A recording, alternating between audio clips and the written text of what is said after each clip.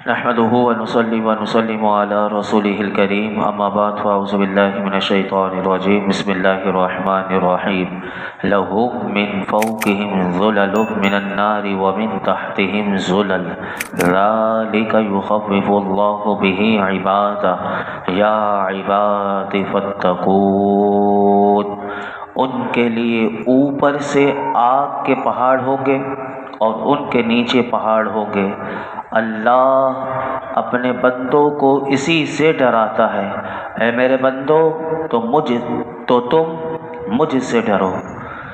اللہ رب العالمین نے ارشاد فرمایا، اے لوگو، میں نے قیامت کے دن نقصان اٹھانے والوں کی جس عذاب کی تمہیں خبر دی ہے، اللہ تعالیٰ تمہیں اس عذاب سے ڈراتا ہے۔ وہ عذاب کیسا ہوگا تو اس کی کیفیت میں بھی بتاتا ہوں۔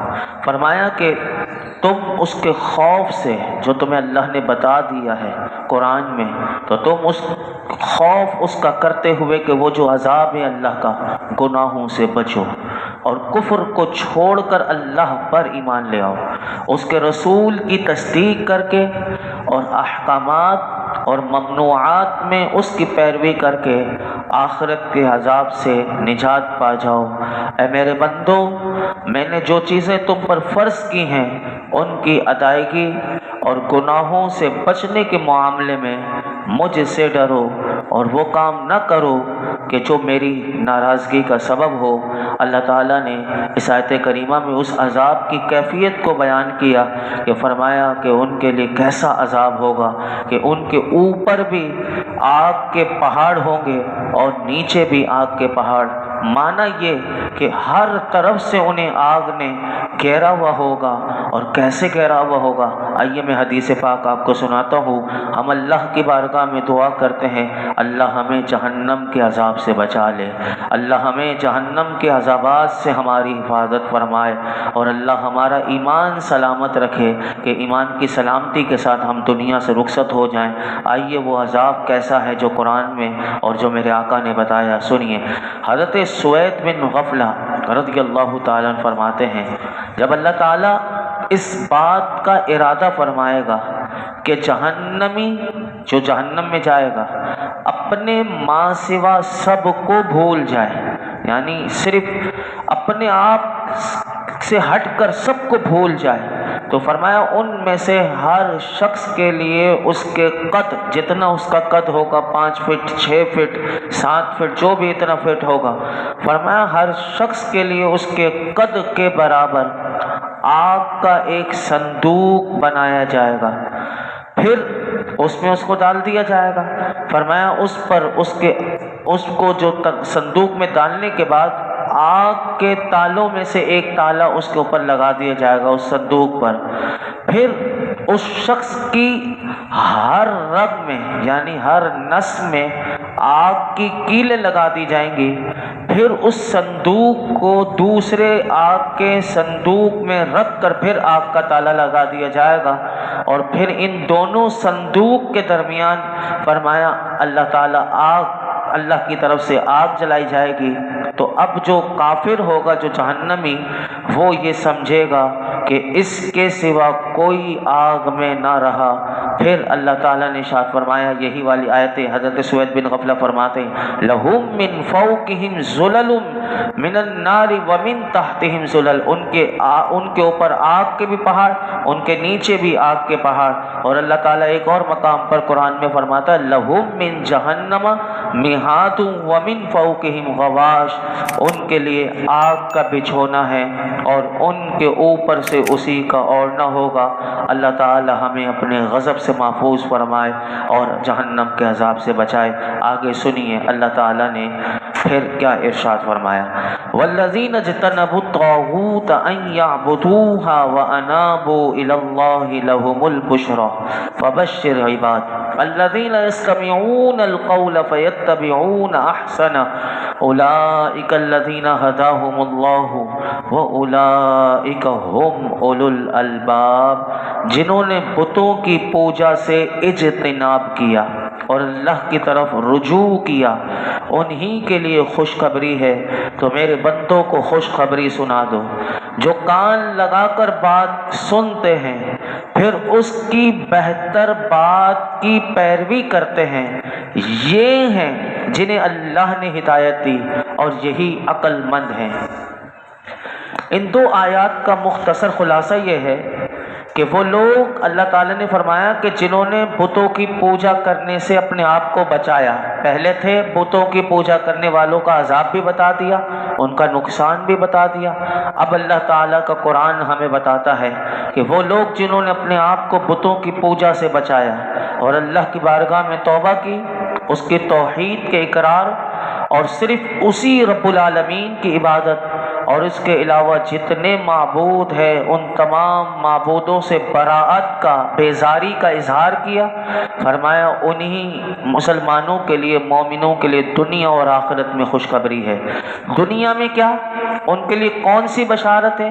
تو فرمایا دنیا میں نیک اعمال کی وجہ سے اچھی تعریف، موت کے وقت قبر میں ایسے لوگوں کے لیے جب یہ موت کے وقت اور قبر میں جب جائیں گے تو فرمایا ان کے لیے راحت ہے، اور یوں ہی آخرت میں قبروں سے نکالنے کے وقت، حساب کے لیے کھڑے ہوتے وقت، پل صراط پار کرتے وقت، جنت میں داخل ہوتے وقت، جنت میں الغرض تمام مقامات پر ان کے لیے بھلائیاں ہیں، رحمت ہے، راحت ہے۔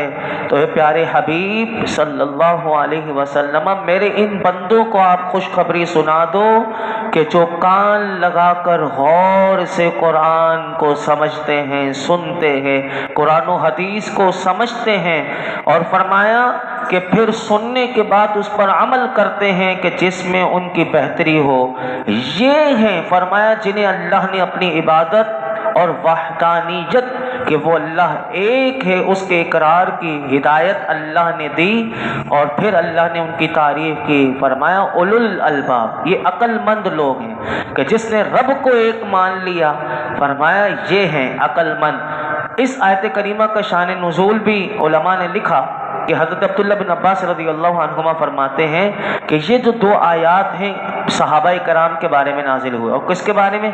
تو حضرت ابو بکر صدیق رضی اللہ تعالی عنہ جب ایمان لائے تو یہ حضرت عثمان، حضرت عبد الرحمن بن عوف، حضرت طلحہ، حضرت زبیر، حضرت سعد بن ابی وقاص اور حضرت سعید، یہ سارے عشرہ مبشرہ میں سے ہیں، یہ سارے صدیق اکبر کے دوست تھے، یہ سارے صدیق اکبر کے پاس آئے اور ان سے پوچھا آپ ایمان لے کر آ گئے؟ تو انہوں نے کہا ہاں میں ایمان لے کر آ گیا۔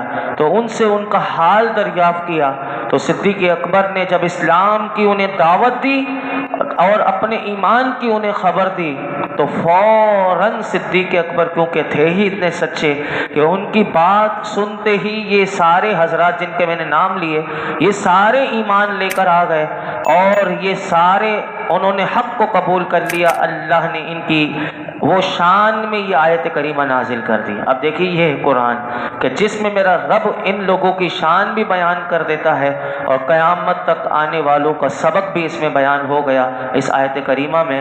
اللہ ہمیں غور و فکر کی توفیق عطا فرمائے۔ اس آیت کریمہ میں ایک اور بات قابل غور ہے، اللہ تعالیٰ نے ایک بات ان کی شان میں یہ کہا کہ جو کان لگا کر بات سنتے ہیں، اس کے بعد فرمایا پھر اس کی بہتر بات کی پیروی کرتے ہیں۔ یہ جملہ بڑا قابل غور ہے اور یہ ہمارے لیے بڑا قابل غور۔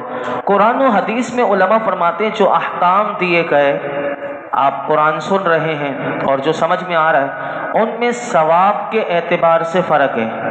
یوں بعض اعمال قرآن میں ایسے ہیں کہ وہ اگر کیے جائیں تو وہ بعض سے بہتر ہو جاتے ہیں۔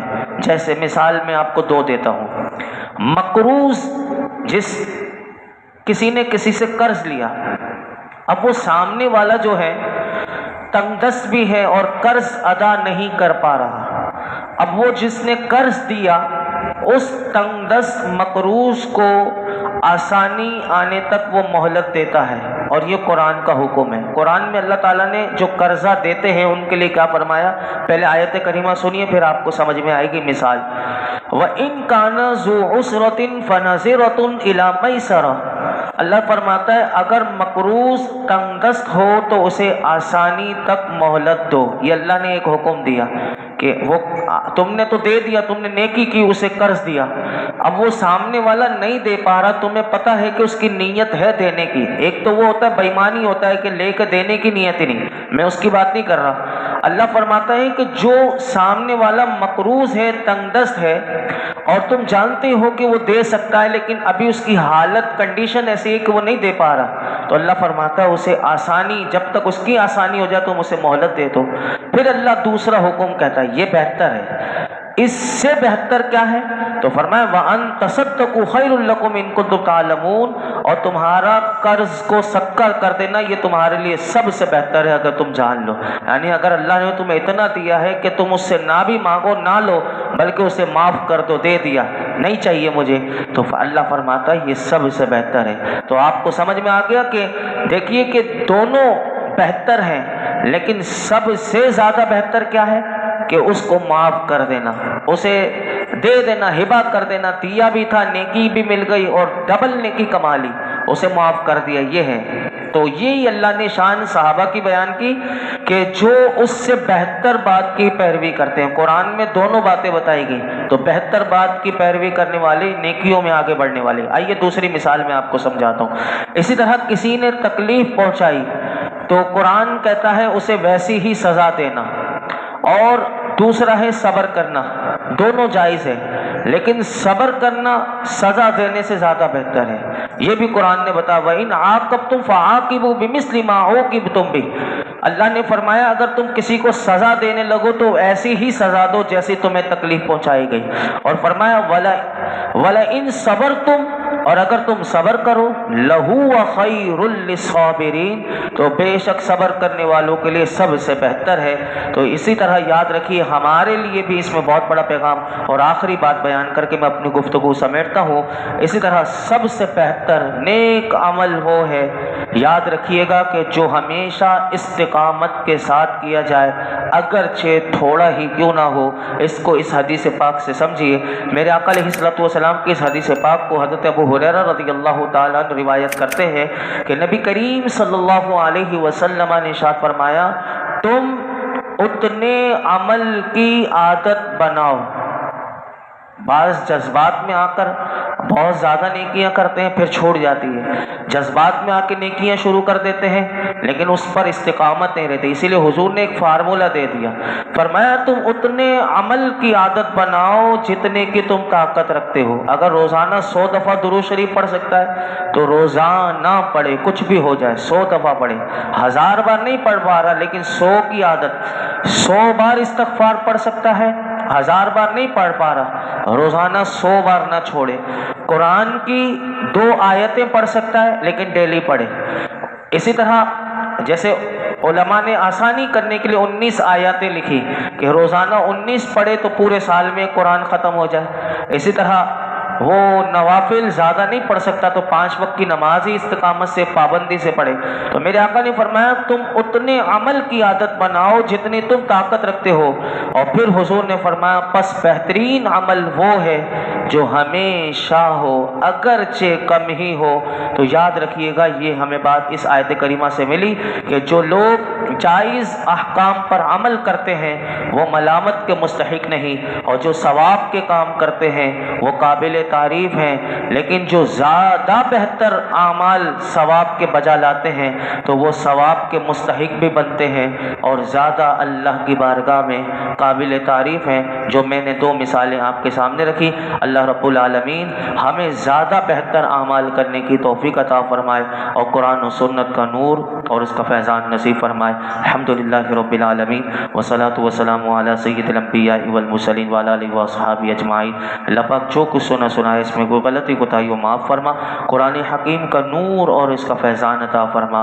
اے اللہ ہم سب کے صغیرہ کبیرہ گناہ معاف فرما، ہمارے والدین کی، میرے آقا کی تمام امت کی بے حساب مغفرت فرما، دنیا اور آخرت آخرت کی ساری بھلائیاں، کامیابیاں، عزتیں، نعمتیں، راحتیں، سکون عطا فرما، دونوں جہانوں کی ذلت اور رسوائی سے بچا لے۔ پروردگار عالم، آج تک ہم نے جتنی دعائیں کی ہیں، آئندہ کرتے رہیں گے، سب دعاؤں کو اپنی بارگاہ میں قبول فرما۔ آج ہم نے جہنم کے عذابات کے بارے میں سنا، رب کریم ہم تیری پناہ مانگتے ہیں۔ اے رب کریم، ہمارے تو پیٹ میں بھی درد ہو جائے تو وہ ہم سے برداشت نہیں ہوتا، لیکن تیرے جہنم کے عذابات جو ہیں مالک، اس سے ہم پناہ مانگتے ہیں۔ اللہم اجرنا من النار، اللہ ہم سب کو جہنم کے عذابات سے پناہ عطا فرما، اپنی رحمت سے اے اللہ ہم سب کو جنت الفردوس عطا فرما۔ وصلی اللہ تعالی علی خیر خلق محمد وعلی آلہ وصحبہ اجمعین۔